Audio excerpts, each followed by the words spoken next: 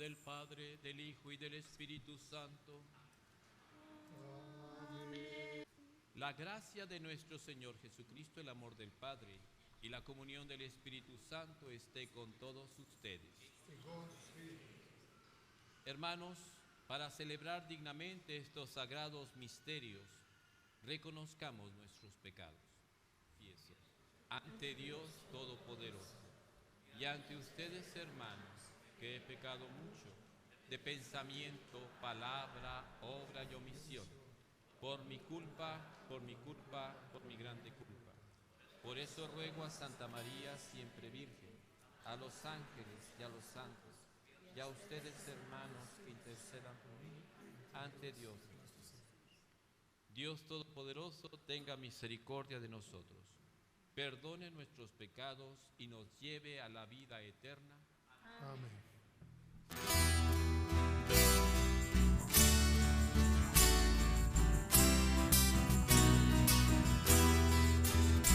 Señor, ten piedad de nosotros.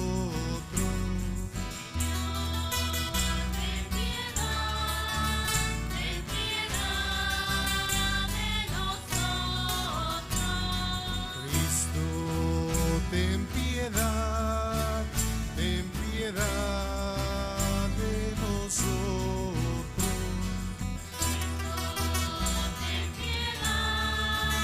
Ten piedad de nosotros. Señor, ten piedad. Que por las prácticas anuales de esta celebración cuaresmal progresemos en el conocimiento del misterio de Cristo y traduzcamos su efecto en una conducta irreprochable. Por nuestro Señor Jesucristo, tu Hijo, que vive y reina contigo en la unidad del Espíritu Santo, y es Dios por los siglos de los siglos. Amén. Nos podemos sentar. Lectura del libro del Deuteronomio. En aquel tiempo dijo Moisés al pueblo: cuando presentes las primicias de tus cosechas, el sacerdote tomará el cesto de tus manos y lo pondrá ante el altar del Señor tu Dios. Entonces tú dirás estas palabras al Señor tu Dios: mi padre fue un arameo errante que bajó a Egipto y se estableció ahí con muy pocas personas, pero luego creció hasta convertirse en una gran nación, potente y numerosa. Los egipcios nos maltrataron, nos oprimieron y nos impusieron una dura esclavitud. Entonces clamamos al Señor, Dios de nuestros padres, y el Señor escuchó nuestra voz, miró nuestra humillación, nuestros trabajos y nuestra angustia. El Señor nos sacó de Egipto con mano poderosa y brazo protector, con un terror muy grande, entre señales y portentos. Nos trajo a este país y nos dio esta tierra que emana leche y miel. Por eso, ahora yo traigo aquí las primicias de la tierra que tú, Señor, me has dado. Una vez que hayas dejado tus primicias ante el Señor, te postrarás ante Él para adorarlo. Palabra de Dios. Está conmigo, Señor, en la tribulación.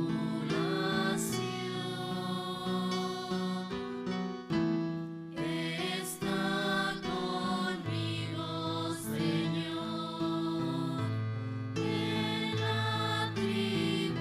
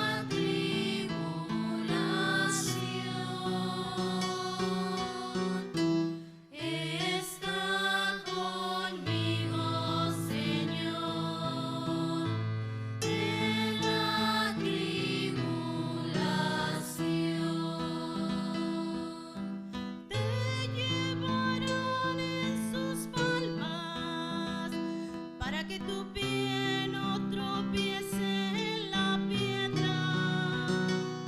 Caminarás sobre aspides y víboras, pisotearás leones y dragones. Está conmigo, Señor, en la tribulación.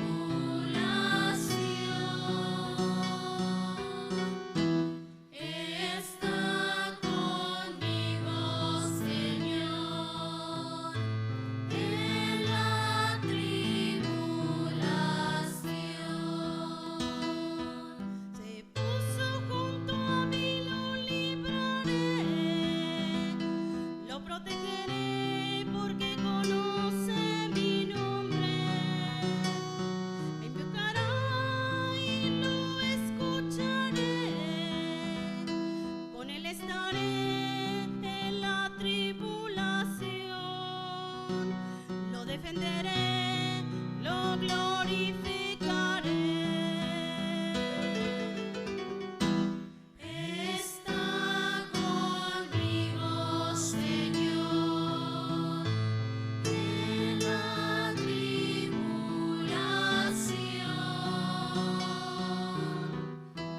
Está conmigo, Señor, en la tribulación. Apóstol San Pablo a los romanos. Hermanos, la Escritura afirma: muy a tu alcance, en tu boca y en tu corazón, se encuentra la salvación. Esto es, el asunto de la fe que predicamos.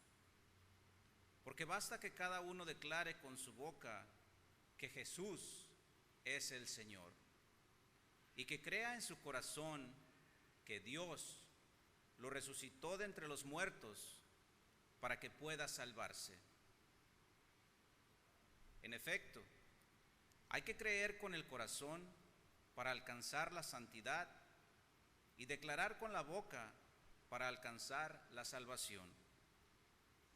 Por eso dice la Escritura: ninguno que crea en Él quedará defraudado, porque no existe diferencia entre judío y no judío, ya que uno mismo es el Señor de todos, espléndido con todos los que lo invocan, pues todo el que invoque al Señor como a su Dios será salvado por Él.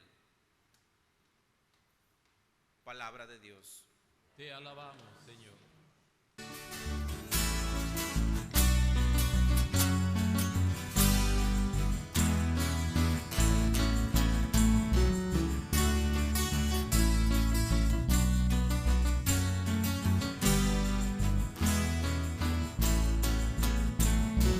Gloria y alabanza a ti, oh Cristo. Gloria y alabanza a ti, oh Cristo.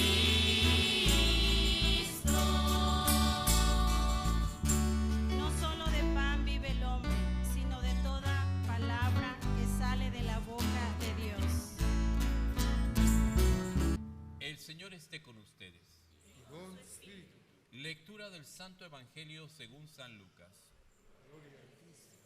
En aquel tiempo, Jesús, lleno del Espíritu Santo, regresó del Jordán y, conducido por el mismo Espíritu, se internó en el desierto, donde permaneció durante 40 días y fue tentado por el demonio.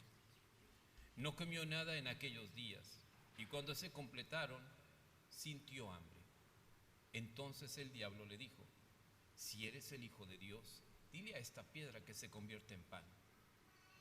Jesús le contestó: está escrito, no solo de pan vive el hombre. Después lo llevó el diablo a un monte elevado, y en un instante le hizo ver todos los reinos de la tierra, y le dijo: a mí me ha sido entregado todo el poder y la gloria de estos reinos. y yo los doy a quien quiero. Todo esto será tuyo si te arrodillas y me adoras. Jesús le respondió: está escrito, adorarás al Señor tu Dios y a Él solo servirás. Entonces lo llevó a Jerusalén, lo puso en la parte más alta del templo y le dijo: si eres el Hijo de Dios, arrójate desde aquí, porque está escrito, los ángeles del Señor tienen órdenes de cuidarte y de sostenerte en sus manos, para que tus pies no tropiecen con las piedras. Pero Jesús le respondió: también está escrito, no tentarás al Señor tu Dios. Concluidas las tentaciones, el diablo se retiró de él hasta que llegara la hora. Palabra del Señor. Gloria a ti, Señor Jesús. Nos podemos sentar. Cuaresma, primera llamada para que nosotros comencemos nuestro trabajo de purificación y de transformación. Toda la gracia viene de Dios, pero nosotros somos responsables de responder a esa gracia. Como dicen en nuestra tierra, Dios del agua, pero no la entuba. Es nuestra responsabilidad ser administradores de lo que Dios nos da. Por eso debemos conocer un poquito este asunto de las lecturas del día de hoy. La lectura del libro de Deuteronomio, un libro del Antiguo Testamento. Deuteronomio significa la segunda ley. Es una recopilación de los datos más importantes de la ley del Antiguo Testamento que estableció Moisés. Y aquí encontramos lo que llamamos el primer credo que se establece en el pueblo de Israel. Esta celebración que viene aquí, cuando presentes las primicias de tus cosechas al sacerdote, él tomará el cesto de tus manos y lo pondrá ante el altar del Señor. Ustedes hacen una ofrenda, me la traen aquí, ¿y qué hago yo? La presento al Señor y le entrego. Esas son las primicias. Esta era la fiesta que conocemos como Pentecostés, a los 50 días de la Pascua. Los judíos tienen una celebración de Pentecostés donde le ofrecen a Dios todas las primicias del trigo, del vino, del aceite, de todo lo que ellos han cosechado, y esas primicias se entregaban al templo, se repartía entre las familias sacerdotales y se entregaba a los pobres, a los huérfanos y a las viudas, para que así el pueblo no sufriera hambre. Pero también en este credo presenta algo muy importante que el judío tenía que recordar. Mi padre fue un arameo errante que bajó a Egipto y se estableció allí con muy pocas personas. Mi padre un arameo. El pueblo de Israel reconoce que sus antiguos orígenes eran paganos. Habían sido idólatras, habían adorado dioses falsos. Mas, sin embargo, por la gran misericordia de Dios, Dios los miró. Segunda parte, un descendiente de Abraham llegó a Egipto con toda su parentela. Nos estamos refiriendo a Jacob. ¿Cómo vivieron ahí? En un principio bien, pero después fueron esclavizados, porque no eran de la raza de Egipto, no eran de ellos, y por lo tanto hay que ponerlos bajos, abajo, que estén pisoteados, porque no nos conviene que crezcan, porque van a dominar con su idioma, van a dominar con su cultura, van a dominar con sus creencias, y eso no nos conviene. Por eso hay que reducir la población. Vamos a hacer que no se multipliquen. Aquí lo llaman mejor Panenjú. Y lo ponen en lugares donde están los hispanos, donde están los de raza negra, para que ya no se multipliquen, porque se va a acabar la comida. Hermanos, este planeta fue creado por Dios y puede producir y reproducir tanto cuanto el hombre desea. Pero son los intereses mezquinos de ciertas élites que no permiten eso. Pero aún así, en la pobreza y en la situación que estaban viviendo, Dios escuchó el clamor de su pueblo, los levantó, los sacó de la esclavitud y los llevó a una tierra donde emana leche y miel, Jerusalén. Pero para llegar allá tuvieron que pagar un precio muy alto. Quitarse todas las idolatrías, quitarse todas las prácticas que iban en contra del Dios verdadero y santo. Esos fueron los 40 años de ese pueblo, porque era muy duro de cabeza. Esta es nuestra cuaresma, tu cuaresma y mi cuaresma, mis 40 días en que Dios me está invitando a despojarme, a quitar de mí mis egoísmos, mis propios amores, mis propios deseos y comenzar a buscar su voluntad. Yo también procedo de una familia que a lo mejor no era muy practicante, que a lo mejor estuvieron metidos en la brujería, en la hechicería, con la santa muerte, con aquello y con aquello, pero me limpié. Y ahora vine a la iglesia y en un curso de evangelización, en un retiro espiritual, me cayó el 20 y descubrí que ser católico no era solamente venir a misa el domingo, sino conocer a Dios personalmente. Y comenzaste tu éxodo, comenzaste tu caminata hacia Dios. ¿Ha sido fácil? No, ¿qué va? No es fácil predicar a los de tu propia casa, mas sin embargo es ahí donde debes dar testimonio.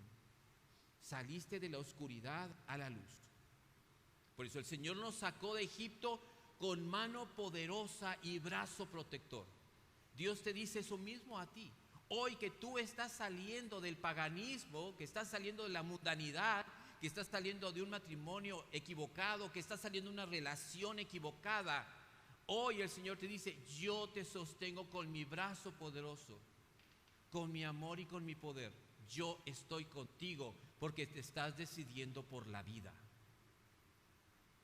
¿Y a quién invocamos? Lo tenemos en la lectura a los romanos. San Pablo escribe a los romanos que vivían una etapa muy difícil. El emperador se considera Dios. El emperador dice, así como los dioses del Olimpo y todos estos dioses que adoramos, yo tengo sangre divina y por tanto todos los pueblos me deben adorar a mí. A lo que llega la locura humana. Cuando un ser humano llega al poder, se envanece de tal manera que hasta se cree divino. De ahí sale lo que decimos nosotros: se cree la divina garza envuelta en huevo. Ahí lo decimos los mexicanos. Te crees te crees el muy muy, o te crees la gran pelustra y ni a pelusa llegas. Dice, te crees el non plus ultra y ni a pelustra llegas. Ese es el problema que tiene la humanidad. La humanidad se hace ídolos. Por eso Pablo les escribe muy claramente y les dice: muy al alcance de tu boca y en tu corazón se encuentra la salvación. ¿Cuál es esa salvación? El asunto de la fe que predicamos. ¿A quién predicamos? Y ahí dice: porque basta con que cada uno declare con su boca que Jesús es el Señor y que cree en su corazón que Dios le resucitó de entre los muertos para que sea salvado. Esa es la verdad del evangelio que nosotros proclamamos. Decir Jesús es el Señor es muy fácil. A ver, digan: Jesús es el Señor. Amén. Pero en aquella época, o Jesús era el Señor o el emperador era el Señor. No podías tener dos señores. Por eso el evangelio dice: nadie puede tener dos señores, porque amará a uno y aborrecerá al otro. Aquí decimos muy fácilmente: Jesús es el Señor, Jesús es mi Señor. En la época de Roma, ¿qué dijiste? ¿El César es el Señor? No, Jesús es el Señor. Denle en cuello, acaben con ese, porque no es de los nuestros.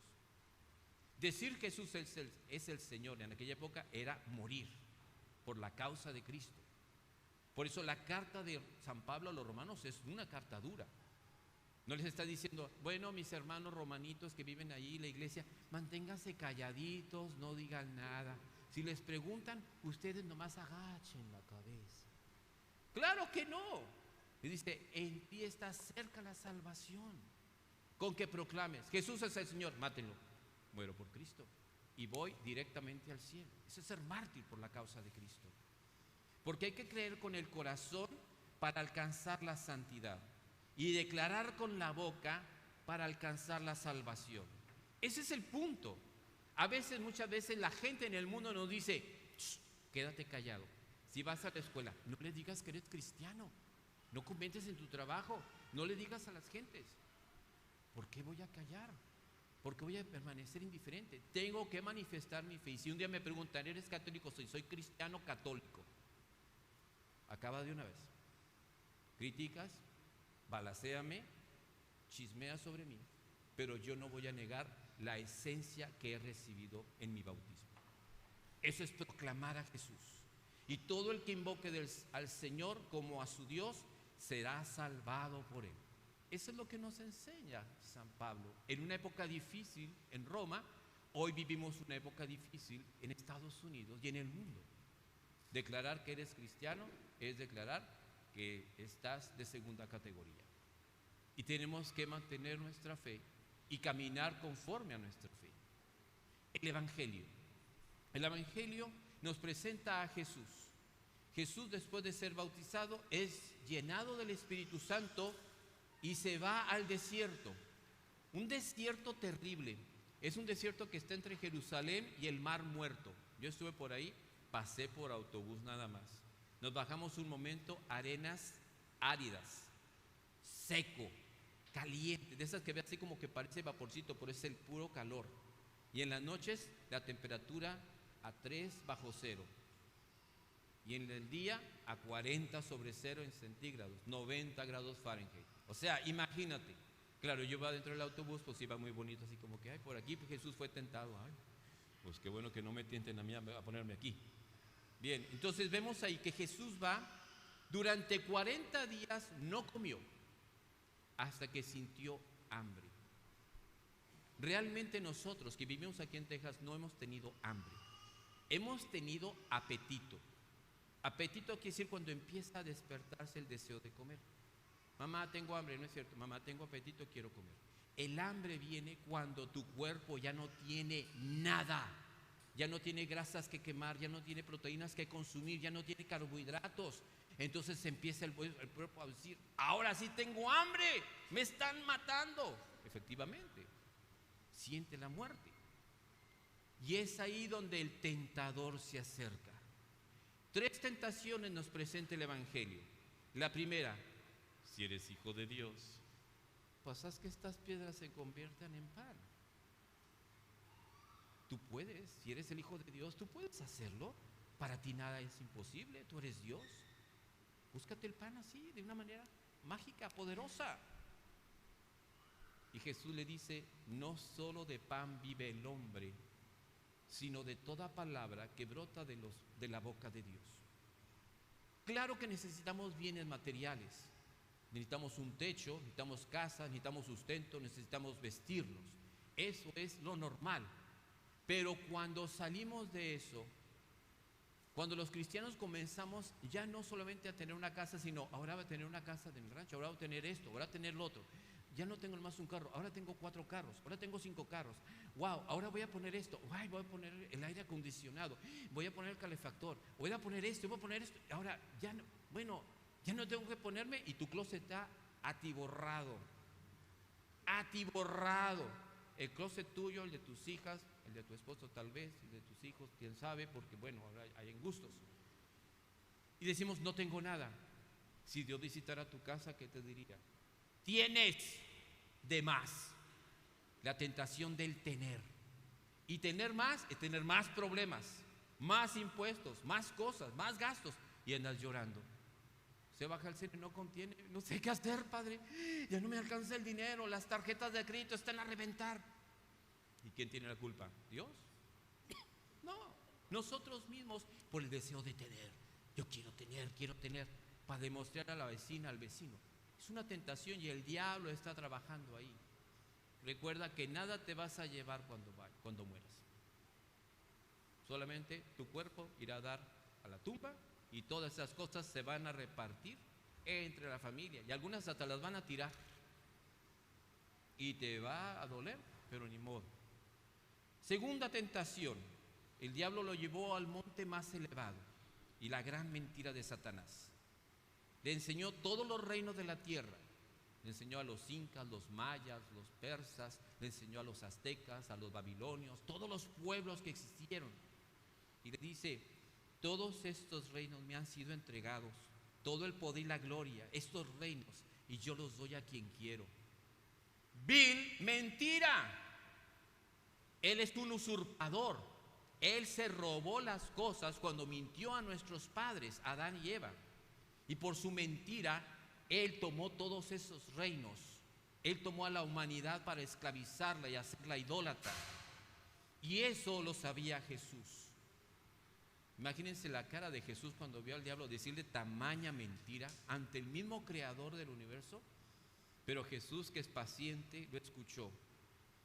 Y le dice, yo te doy todo eso si te postras y me adoras. ¿Cuál era el gran deseo de Lucifer antes de caer? Ser igual a Dios. Y tuvo esta oportunidad. Pero Jesús le resiste y le dice, adorarás al Señor tu Dios y a Él solo servirás. Se le cebó. Perdió la oportunidad. Tercera tentación. Lo lleva a la parte más alta del templo y le dice, si eres el Hijo de Dios, arrójate desde aquí, porque está escrito, a sus ángeles enviará para que tu pie no tropiece con piedra alguna. Fíjense, hasta el diablo se sabe la Biblia. Como Jesús le respondía con la palabra de Dios, el diablo dice, bueno, pues te voy a decir con la Biblia, vamos a utilizarla. Pero Jesucristo, en el poder del Espíritu Santo, utiliza la palabra conforme a la voluntad del Padre. Las sectas, las iglesias que están separadas de la Iglesia Católica, que hacen su propia interpretación y es en diferentes puntos, y hay luchas entre ellos mismos, y dicen que el Espíritu Santo los inspira, cuando el Espíritu Santo nos llama a la unidad. ¿Puede provenir del Espíritu Santo? Obviamente que no. Por eso existen las sectas, que hacen su propia interpretación, cuando la misma Escritura dice que la Biblia no es de interpretación privada, sino por hombres llenos del Espíritu Santo que llevan a la luz. Y aquí encontramos, en la segunda tentación le da la tentación del poder. Tú puedes tener todos estos reinos. Es más, yo sé que tú dijiste que vas a morir crucificado, que te van a... ¿Para qué pasas todos esos sacrificios? ¿Para qué andas? Vente por acá, yo te doy el poder y ya te haces dueño y señor del universo. Esa es la tentación. Evita la cruz, evita el sufrimiento, para de sufrir, deja todas esas cosas. Pero Jesús no acepta eso porque hace la voluntad de su Padre. Y en esta tercera tentación era el placer. El placer de que todos, imagínense, lo lleva al pináculo del templo. El pináculo del templo, del piso al techo, eran como 150 metros de altura. Y le dice, Satanás le dice, tírate, que al cabo los ángeles te van a sostener. Y todo el pueblo de Jerusalén que está aquí, los fariseos, los saduceos, todos los que te odian, van a ver que vas a bajar así como que muy tranquilo. Y van a descubrir que eres Dios. Y te van a respetar, ya no te van a criticar. Es la señal del cielo que todos están pidiendo. Así dice, a sus ángeles los enviará. Ándale, tírate. Pero era también evitar la cruz, evitar la voluntad de Dios. Era fácil. ¿Jesús podía haber hecho eso? Claro que lo podía haber hecho. Y la gente se hubiera admirado. ¿Por cuántos días? Una semana tal vez. Y al rato, queremos queremos otra señal. Así somos los seres humanos, insaciables. Dios les da una señal y quieren otra, quieren otra y quieren otra. Somos insaciables, pero no tenemos fe. Por eso Jesucristo no cae en este juego del diablo. Porque el pensamiento del diablo es como el hombre. Y eso se lo dijo en una ocasión. Apártate de mí, Satanás, porque tus pensamientos son como los de los humanos. Quiero señales, quiero señales. Dios no necesita dar señales. Cuando las da es porque tiene un plan perfecto. Y entonces, al verse perdido, ¿qué hace? me retiro, pero no para siempre. Fíjense lo que dice la última parte del versículo. Concluidas las tentaciones, el diablo se retiró de él hasta que llegara la hora. El diablo espera otra hora. ¿Saben cuál fue? En Getsemaní. En el jardín de los olivos se llevó a cabo la batalla más cruenta que tuvo Jesucristo.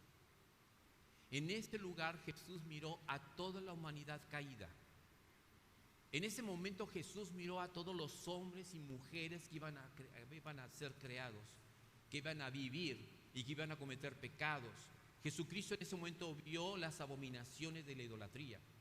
Jesucristo vio a su misma iglesia dividiéndose con las herejías, viendo a sacerdotes apartarse del ministerio, viendo a los cristianos salirse de la iglesia y entrando en sectas, viendo a muchos perderse a través de la historia en el infierno. Y Satanás ahí: ¿y estás dispuesto a morir por todos ellos? Mira lo que van a hacer. ¿Tu sacrificio de qué sirvió? Míralos. Te aborrecen, te rechazan, están haciendo cosas contra tu propia iglesia. En el mundo mira la destrucción, mira las guerras, lo que hacen los seres humanos. Dámelos a mí y hazte un mundo nuevo. Tú eres Dios, tú puedes hacer un planeta nuevo, puedes hacer un nuevo universo. Pero Jesús luchó, pero dice que luchó hasta que sudor de sangre brotó en todo su cuerpo. Pero Jesús dijo: no se haga mi voluntad, sino la tuya. Hoy estamos nosotros en la batalla espiritual, tú y yo. Tenemos que tomar decisiones para la eternidad, para nuestra salvación o nuestra condenación. Dios no condena a nadie. Nos condenamos nosotros mismos por nuestros actos. Y tú mismo verás, dice: me aparté, hice lo que no debía, me voy a perder para siempre. Por eso es la Cuaresma, 40 días de purificación, en que tú busques una manera de encontrarte más profundamente con Dios. Te doy 3 soluciones. Oración. Le preguntaron al Papa Pío XII: Santo Padre, ¿qué podemos hacer en la Cuaresma? Orar, orar, orar, orar. Dobleté la oración. Si tú orabas media hora, ora 1 hora. Si tú oras 1 hora, échale 2 horas. Si tú haces esto, dale doble. O sea, dobletéalo, la oración. Debemos orar en todo momento, en toda circunstancia, buscar momentos de oración.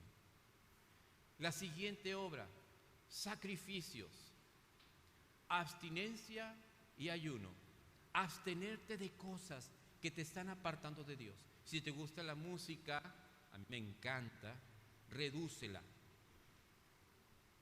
Baja tus gustos. Me encanta el celular, baja el tiempo para el uso de tu celular. Me gusta jugar con mis jueguitos, bájale esto. Es un sacrificio. Padre, me va a costar, pues eso es lo que, a eso me refiero. Y ofrecerlo a Dios. Y antes de que pongas la paja en el ojo ajeno, mírate a ti mismo. ¿En qué lo vas a hacer tú? Porque estás diciendo: esto sería muy bien para mi suegra, esto sería muy bien para mi mujer. No, tú, te estoy diciendo a ti, ¿qué vas a hacer tú? ¿Qué sacrificios vas a realizar? Dejar el cigarro, harías muy bien. Dejar los refrescos, harías muy bien, pero para siempre, mijito. El pueblo mexicano o los hispanos tenemos muchos problemas con la diabetes. ¿Y saben por qué? Porque no sabemos comer. Porque comemos demasiados carbohidratos. Y por eso estamos como estamos y vienen a pedirme oración. Padre, ore por mí porque tengo diabetes. Y te comes tu arroz con tus frijoles y con tus ensaladas y tu Coca-Cola y te comes todo eso. Sí, Padre, pues por ahí estás mal. No sabemos. Y por eso decimos que Dios nos envía la enfermedad. Dios no la envió.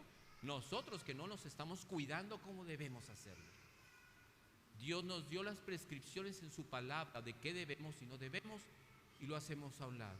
Dice Dios: pues ahí ustedes se lo buscan. Yo en este momento estoy haciendo un proceso de purificación también. Dije: Señor, que me cueste, que me cueste. Amo el pan, me encanta, lo rechazo en este momento. Me encanta la carne, como buen norteño, no quiero carne. Señor, lo hago por ti, para cuidarme también a mí. Y la otra, la limosna, la ayuda al necesitado. Si tú ves que tu hermano está padeciendo hambre o tiene una necesidad, ayúdalo económicamente. Padre, pero si veo a mi vecino tiene un problema, padre, pero yo estoy enojado. Pero si ves que está en un apuro, ayúdalo. Ay, ¿no dice el Señor que bendigamos a nuestros enemigos, a los que nos odian, a los que nos persiguen? Dale una ayuda. Yo les voy a decir una vez una experiencia que tuve. Alguien me hizo un mal y me quiso poner en mal con mucha gente y me dolió mucho y lo hablé con esa persona y el problema estaba muy fuerte. Nos retiramos del habla, ya no nos hablamos. Pasando un tiempo me entero que estaba pasando una situación económica difícil, a que había muerto su mamá, y yo al enterarme dije, ¿qué hago? O me vale o debo hacer algo. Hice algo. Al sobre, metí un dinero, fui y lo busqué, le dije, hola, ¿cómo estás?